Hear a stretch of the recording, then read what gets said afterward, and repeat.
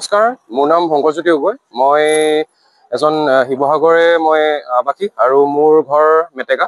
যিহেতু মোৰ মা সন্ধানহীন হৈ আছে, যিহেতু তেখেত এজন বেমাৰী হয়, আৰু তেখেত দৰৱ খাই আছিলে আৰু তেখেতে কথা পাহৰি পিনি ওলাই আহিলে। ওলাই আহোঁতে মোক কথা কৈ নাহিলে যে মই ঘৰৰ পৰা বজাৰ কৰিব যাওঁ বা কিবা কৰিব যাওঁ। ত' মই মাক বিচাৰি ফুৰিছোঁ আৰু প্ৰায় 11:30মান বজাৰ পৰা মা সন্ধানহীন।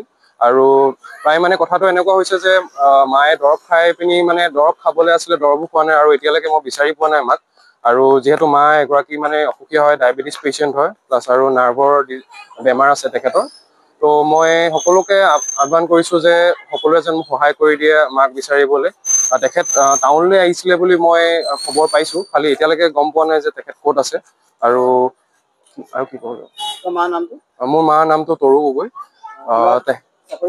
তেখেত ঘৰতে থাকে আৰু তেখেতৰ কৰ্ম ঘৰতে হয়, ঘৰতে থাকে। আৰু তেখেত হাউচ ৱাইফ হয়।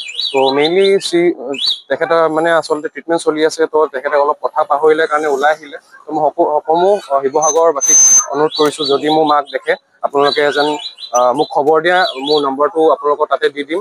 ধন্যবাদ। মা প্ৰায় আপোনাৰ 11:30মান বজাৰ পৰা। হয়, এজাহাৰ দিয়া হৈছে পুলিচক। হয়, পুলিচে আচলতে মিডিয়া আৰু প্লাছ সমূহ ৰাইজক জনাবলৈ কৈছে আৰু তেওঁলোকো সহায় কৰিম কৈছে।